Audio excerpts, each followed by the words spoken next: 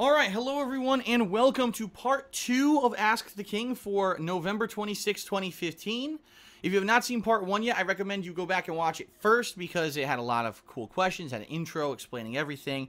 We're going to jump right into the questions because we got lots more to get through, okay? So, our next question, please bear with it. It's a long question, it's a serious question, it's going to be a controversial topic, but I'm going to tackle it. But I want to read the entire question because it has a lot of kind of explanation, okay? So here we go. Hey, Phil, with the recent spate of shootings in the United States, I'd like to ask you about gun ownership. Not your thoughts on gun ownership, but how the mass media portrays owners and how much control that they actually have over public opinion. All right, so for those who don't know, there's been a lot of controversy in the United States recently because there's been a lot of mass shootings, whether it's at universities, whether it's at military bases, lower level schools, poor kids that are being victimized by this. And there's been a hot topic of debate in the United States. Should we have more gun control? Should we have way more limitations on how people can get automatic weapons? Because obviously if automatic weapons were not able to be in the hands of people, how would these atrocities have happened, right? And of course, you got the two sides for debate. You got people who are staunchly against any kind of additional gun control, and they think that the laws in place are fine, that it's more, we should tackle mental illness, and we should tackle these other issues that are forcing people to take those guns and do these horrible things. While there's a whole other school of people who are completely on the opposite side. No, it's way too easy to get these automatic weapons. If you take a look at some of these practices and things, gun show loopholes and stuff like that, that's how people are getting these. And if you look at all the cases that have happened with these crazy mass shootings, a lot of the times these are legal weapons they're getting, but it's really not supposed to be in the person's hands who has the weapon. So there's a big hot topic in the United States, very controversial. Okay, so let's continue with the question. As someone from the UK, so from the United Kingdom, and a frequent internet user, it's very common to see people chastise all gun owners as idiotic rednecks and murderers to be. Personally, I am not as anti-gun as a lot of people, and I don't see a lot of bullshit tactics thrown around by both pro-gun and anti-gun parties to fit half-baked arguments. I do empathize with gun owners who feel vilified at the moment, when the vast majority have never hurt anyone and have no intention of doing so. I try to compare it with something all of us gamers can relate to, Gamergate. A lot of us got extremely angry when all gamers were ended up being portrayed as sexist, hateful pigs due to the actions of a tiny minority in an ignorant tirade. Obviously, the consequences of a silly hashtag are nothing compared to those of a mass shooting, but if you take a step back, it's a disturbingly common trend to see 100% of people in a certain group represented by the very worst 1% in the eyes of the public. And very few people actually care to do any research before making their misguided opinion loudly known. So the heart of my question is, does it scare you when the media starts mass witch hunts? Let me reread that. Does it scare you when the media starts a mass witch hunt on giant groups of people because of the actions of an extremely small percentage of the group? And do you think people will ever stop taking information at face value and start doing research? Sorry for the long question, but there's a lot to say on the topic, and that was from Bleary Line 7. Whew. That question is a mouthful. It's very controversial, all right? I'm going to give you my honest take on it, okay? The question is not about if I support gun control or not, so I'm not even going to talk about that. The question is about the mass media. The question is about when something gets hyped as the truth, the positive spin, the way to think about something, and a whole group of people ending up being represented by this small group that ends up being to the face of the world as the whole group is. So I'm going to give you a perfect fucking example that is incredibly pertinent because it's about me, right? Those of you who've watched my videos since 2008, right? You know who I am. You know what I'm about. You know that I'm about doing raw game playthroughs, unedited, so you can see all parts and facets of the game and make a judgment for yourself whether or not you like it or not. You like the fact that because the gameplay is raw, that you could see impromptu things happening all the time. You like my impromptu style of reactionary commentary. You know that I'm also a very legit game reviewer, that I love doing vlogs and stuff. You know that I have this wide body of video content that I put out for you on a daily basis, and you know who I am as a person. All right? But unfortunately, because there was this movement of people who in 2002 found it funny to take excerpts of things that I had sucked at in video games. And let's face it, there's tons of them. I'm certainly not a great gamer. That's not what the purpose of my videos were. It was never to say that I'm a great gamer or anything like that. They took these excerpts, they made montage videos of it. The montage videos went viral. And now, even though, let's face it, if you were to watch all of my videos, right? If you were to watch even a whole video game playthrough, sure, there's going to be moments in that video game playthrough where I fail, where I suck, and I rage, and maybe I blame the game developer, right? That's the big thing. Phil always blames the game developer instead of taking a fucking responsibility, even though the truth is I do a lot of the time. But you wouldn't know that, because that's the thing. People took the funny reaction or that reaction that happens, and they took that and made it into a montage. So when you watch me play a game, right, all you see in the montage is me failing and blaming the game developer. Immediately, that's it. So that must be what it is, right? That's all Phil is. He's a person, he's known as the king of hate. So all he does is he plays video games, he hates on them. He talks shit about the game developer. He sucks at it instead of taking responsibility for himself. And he sucks at the game, and he's one of the worst gamers out there. And you could tell, just watch any of those montages about him. That's why they're so popular and why they exist, right? And that's who Phil is. And in reality, you know, if you've actually watched the videos, you know that's not the case. You know what I mean? You'll watch a playthrough. Yes, and some playthroughs I was terrible at in general. But if you watch the stuff that I play, in general, that's not the attitude I take when I play a game. I'm not there to blame the game developer, right? Just recently, just yesterday, I played a DLC for Bloodborne, and I was fucking terrible at it. I could not beat this tough boss. And at the end of the day, I made a video and I said, listen, I'm done with this DLC.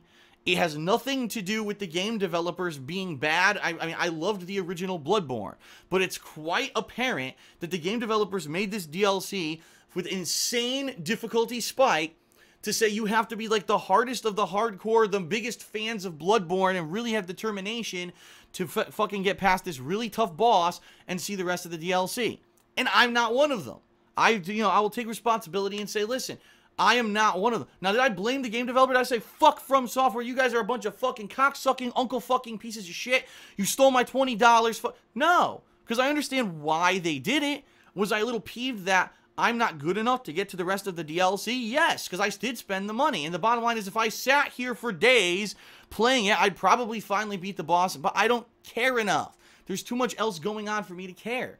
So, in reality, right, I played a DLC, it defeated me, and I admitted it, and I didn't blame the game developer. But what'll happen, there'll be a montage of me failing fighting that boss, and it'll be, Phil sucks, and he blames From Software the entire time, and people will believe it. And so, here's the thing. Yes, you're right, Bleary Line. There are tons of people worldwide who are gun owners. And the bottom line is, most people who own guns own them for two reasons. Actual self-defense of property or yourself and your family, or for sport, like going out hunting, going out shooting as a kind of a hobby and stuff. And both of those are perfectly valid reasons to own a firearm. I would never hold it against someone who owns a firearm or two because they have it for those reasons. But then you get the extremists, right? The guy, you go to his house, he's got this rifle, this handgun, two shotguns, grenades, fucking live shells, which, by the way, you're not supposed to have, but that's okay. He has all this shit, because he's a collector, right? And that's the kind of person you're like, what the fuck? And then, of course, who gets the TV time when it comes to be, pro-gun? You're right, it's the redneck, hey, you can't take our gun rights, the government's gonna kick down my door and steal all my shit and fuck my wife in the booty, and if I don't have my guns, I can't defend her, so fuck you, from my cold dead hands, you'll take my weapons, it's the amendments, it's in the amendments, her. And that's the problem, is that becomes, right, that becomes the movement. That's who people are who own guns. Listen, here's the bottom line. Here's my opinion. I have no problem with people who own guns at all, as long as they're done responsibly. Here's the truth. These shootings that have been happening throughout the United States were not responsible gun ownership. In some cases, it was a relative or a family member who owned the weapons, did not properly secure them, did not properly lock them up. Someone else took it and went out on a shooting spree. Well, is that the problem of our laws? No. Is that the problem of the system in the United States? No. It was the family member who bought the guns. Because they didn't lock them up, they didn't keep them out of the hands of other people, which is your legal responsibility when you buy a fucking weapon. If you're licensed to hold a weapon, that means you not only have the rights to shoot that weapon and hold that weapon and carry that weapon, but to You have to legally make sure no one else can get to it and use it. That's part of the agreement. And that's the part that gun owners apparently aren't understanding, is that it's fine for you to own the weapon, but you must also have legal responsibility to make sure no one else can get their hands on that weapon, period. I don't care if it's your relative or whatever, no. If I owned a gun and I was licensed to own a gun, and a home intruder broke in here, and Leanna ran in and grabbed the gun and shot the home intruder, that's bad. She doesn't have a license to hold the gun. So I did wrong by allowing her to get access to that gun. I would have to lock it up unless she had a license to handle as well. She shouldn't be touching it. And that's the bottom line. That's not what people are doing. It's not responsible, all right? Now, I also, on the other side of the equation, will agree that in the United States, we've got some ridiculous stuff going on when it comes to weapons. Why does a normal person need to own a fucking automatic assault rifle? Oh, I'm going to go shoot a deer. What? Are you going to kill an army of deer? You know what I mean? Like, obviously there should be limitations on what guns could be owned.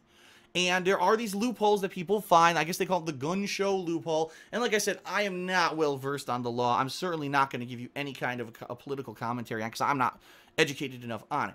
But if normal citizens are getting their hands, and obviously they are, on these automatic weapons and doing these atrocities, there's a problem. And yes, there needs to be some kind of reform to prevent that. Because the bottom line is, yes, you should have the ability to protect yourself and your property and your family.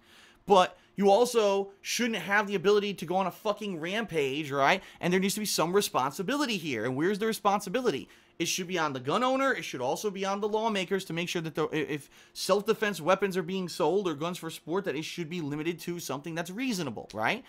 Obviously, let's think of it this way. Obviously, there was a law that somewhere that said no one can own a fucking RPG, right? What is that? A rocket power grenade? You cannot, in the United States, own that and have it in your house.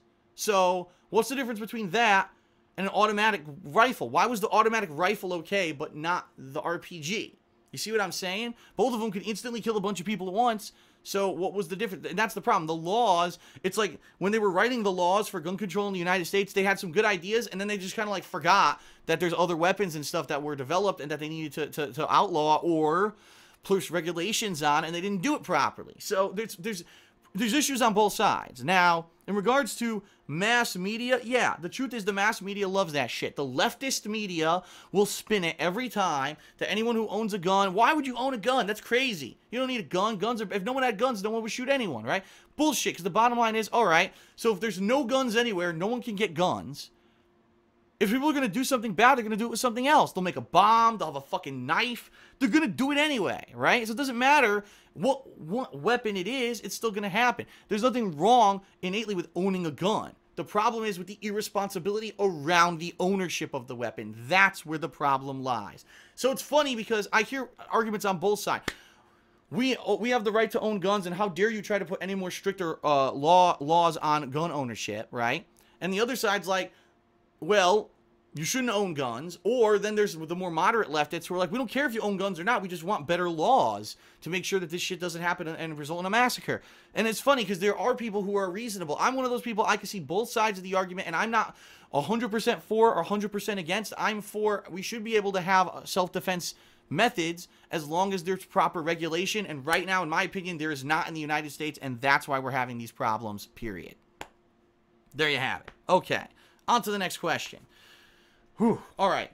This one, let's see. Here we go. Hi, Phil. I'm currently studying abroad in Japan, and it is the first time that I visited a different country. So far, it's been a unique cultural experience that I think has actually changed my perspective on many different things.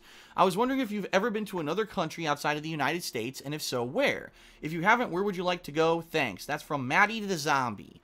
Well, Maddie, at one point in my life, I would have said Japan would have been the place.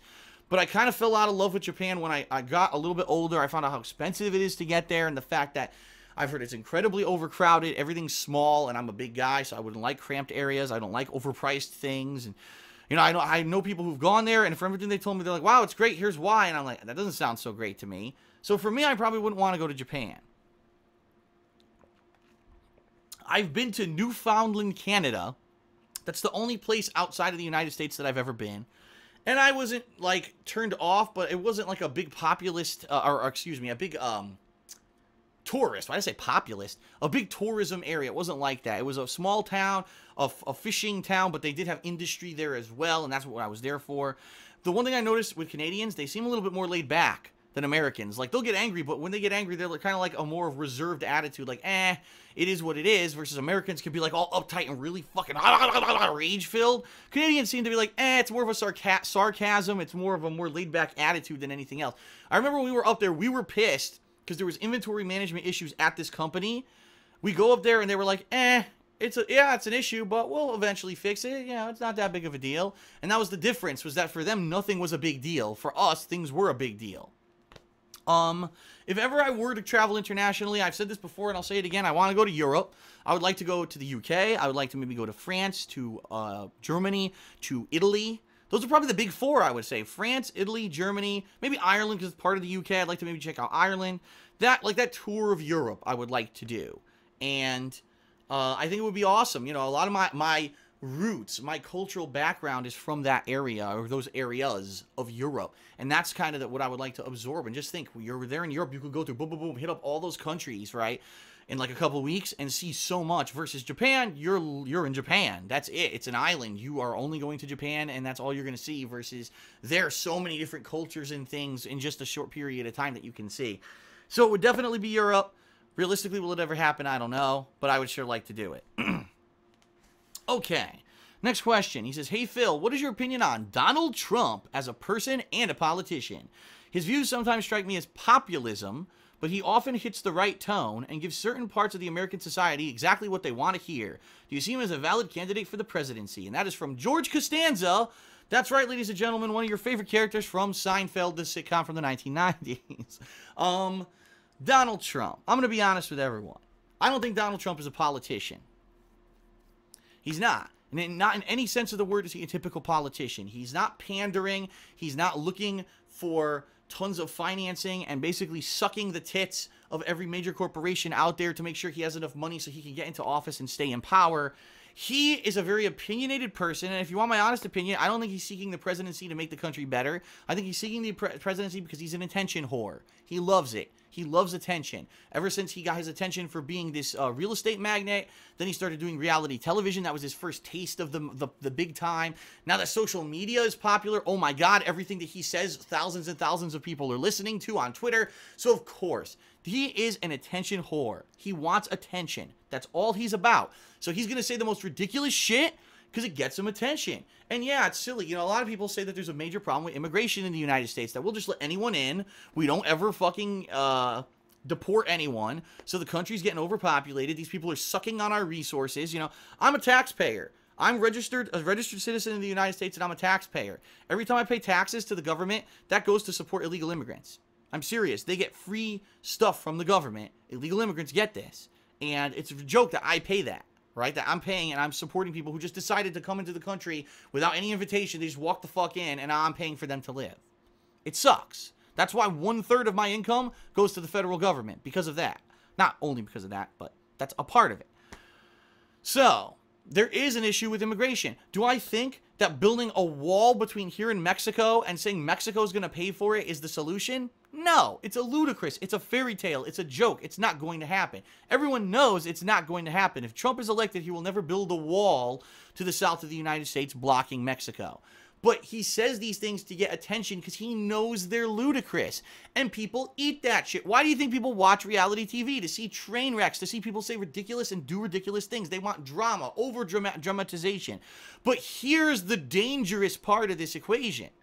Trump is the front runner for the Republican Party. He's actually the front runner in all polls. He's the top candidate for president on the Republican side. So people actually will vote for this motherfucker. Even though it's obvious he's a joke. He's being a cartoon character. He's doing it for attention. People apparently are so fucking stupid in their heads that they actually think that equates to being some kind of a fucking world leader. How many people on YouTube say ridiculous shit? How many people are known on YouTube just for saying stupid shit, right? Do you want them as your fucking world leader? But people are so dumb. Just because Donald Trump says silly stuff that everyone laughs at or reacts to, let's vote him in as president and see what happens. I mean, I've got to think that they, like, if Trump gets elected, I got to think that on Inauguration Day, he's going to get inaugurated, and 5 seconds later, he's going to turn around and be like, you people are fucking stupid. Like, I played you like a fiddle. You are so dumb that I fucking got elected being an idiot because you're so dumb you thought it was cool. You're fucking idiots. I can't believe that anyone, even if you are a registered Republican, right, and you love the Republican Party and everything they stand for, how could you vote for Trump? How could you legitimately... Well, I always vote along party lines. How could you? I don't get it. I just don't get it. Anyway, let's continue. Okay. Hey, Phil. So I was wondering, why do you post pre-streams and daily updates on your DSPGaming channel and not your vlogging channel? Is it because they're being loaded into the playlist of whatever game you're about to play? If you really want to keep those pre-stream videos on your gaming channel, is there any chance you could copy it over to your vlog channel too? I ask because I'm personally much more likely to see a pre-stream or a daily update video on your vlogs channel. When you're updating a game playthrough, it tends to bury your pre-stream videos very quickly. Admittedly, it may be laziness on my part because when I'm looking at your vlogging channel, I just click on the uploads button to see all your videos in reverse chronological order. But when I'm on your gaming channel, I mostly look at playlists, and that's from Fool1. I mean, this is an interesting point. The thing is, I used to frequently do channel update videos, right? And we're talking before I ever live streamed. I used to do channel update videos. Those were special videos of me talking to the camera and giving you updates on everything going on with me and, you know, my stuff on YouTube. But then when I started live streaming in 2013, I said, why am I doing separate videos, like, staged differently? Everything now is direct capture. I'll just do a pre-stream, you know, as people are joining the stream. I'll give everyone the skinny on what's going on that day in a pre-stream video.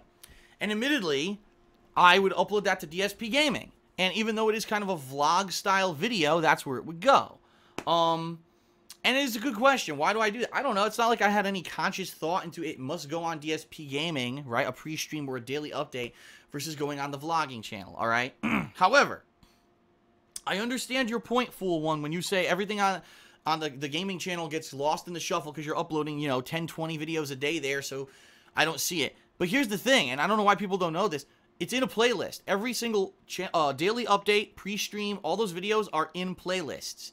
And all you need to do, go to my website, thekingofhate.com, okay? There on the homepage is a tab that says playlists. Click on that and just type in daily updates. And then boom, the playlist will come up. You can click on it, you can see the latest daily update. That simple. Or same thing, pre-streams, type in pre-stream. It'll find it immediately, playlist will come up. Go in there, you can watch all the pre-streams. It's that simple. I don't know why people are still using YouTube. Like, I've said this a million times. YouTube doesn't work properly for me anymore. All my shit on there is skewed. You can't find my stuff in search results. The pages are a fucking mess. Google has done every possible thing to make YouTube an unmanageable fucking mess for everyone. Don't use Google. Use my website, thekingofhate.com. That's why I'm paying thousands of dollars to have this website run on a yearly basis, because it has all these features. Go to thekingofhate.com, click, search, you'll find everything you want. Don't ever go to the new uploads tab on my page. It sucks. It's a piece of shit because Google's a piece of shit. Don't bother with it. Use thekingofhate.com, okay? All right, next question is from Matthew Vader. And he says, hey, Phil, ever since Mafia 3 was announced, super fans have started to become scared. Was it because of the gameplay? Was it because the graphics were so real? You wish Jennifer Lopez could be in the game? I don't even know what that means. No. Most people are complaining that the main guy in Mafia 3 is black.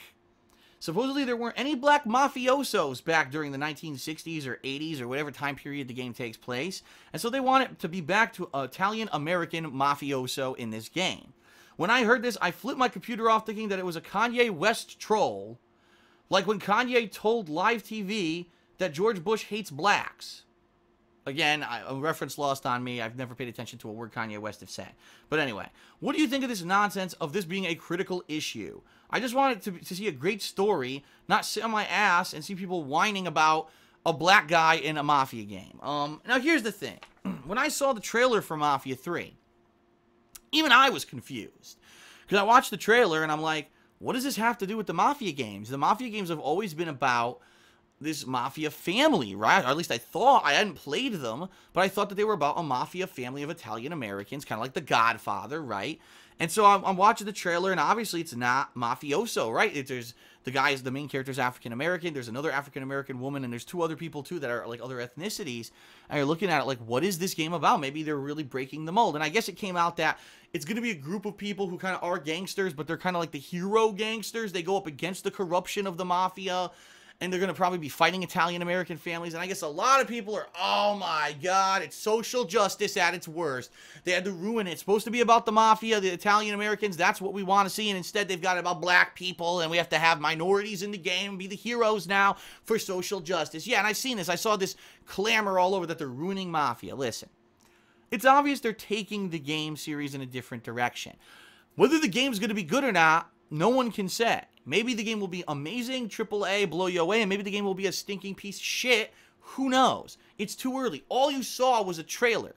If you have such issue accepting the fact that a game series may take itself in a slightly different direction plot-wise, you got fucking issues. And, I mean, yeah, maybe you are the biggest fan ever of the Mafia series, and you may be kind of disappointed that it's not going to be about the Italian-American mobsters anymore.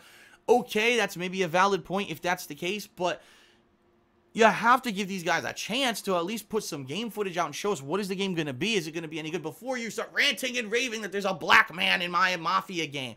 Oh my God. I am very reserved when it comes to making judgments about this kind of stuff. I will wait and see. When the game comes out, we'll take a look and we'll figure out. But for now, I'm not going to flip out. I do think it's ridiculous. It's obviously people, oh my God, you know, it's not exactly what I expected. The sky is falling. Give me a fucking break.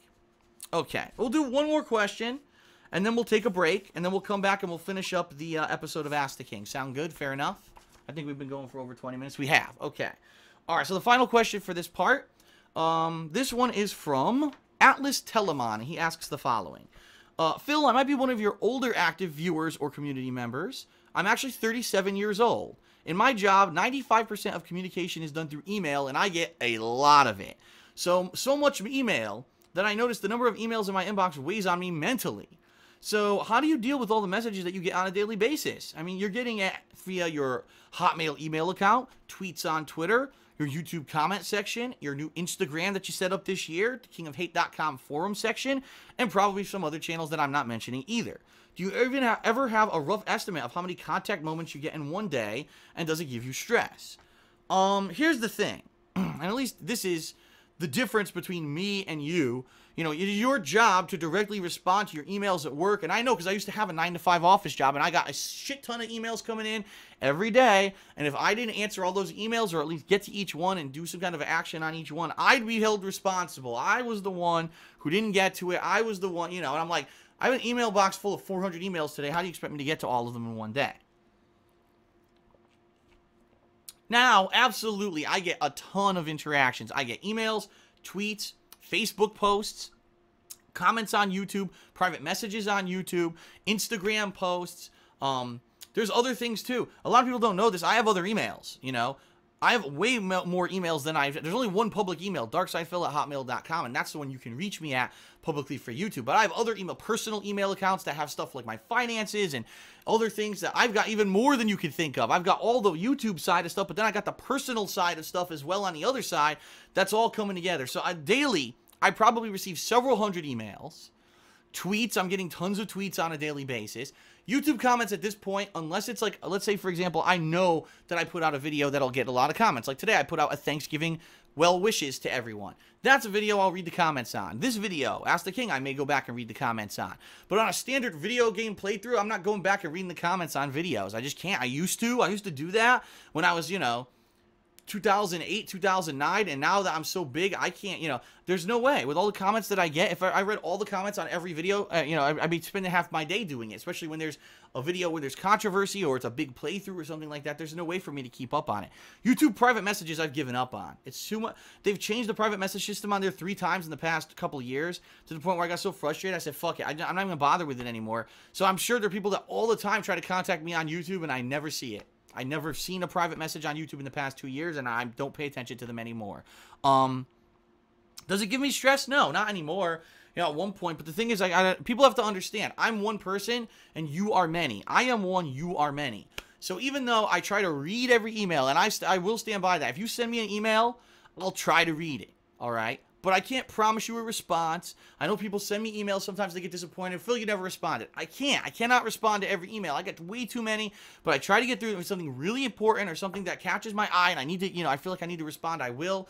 A lot of people send me requests and things and offers, and if I don't respond, it probably means I'm not interested, or I never saw the message, one or the other. A lot of people get upset and stuff because I don't respond. I can't. There's no way. I don't have time, but understand I do my best, and I do, again, I try to read everything. So if you'd like to contact me, whether on Twitter at They Call Me DSP, right here, or on Facebook, which I really don't read that much. I don't recommend that, but email, darksidephil@hotmail.com, another great way to reach me, okay?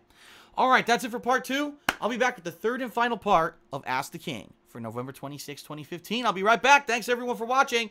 Stay tuned, and check out part 3, and of course, check out part 1 if you haven't yet. I'll be right back.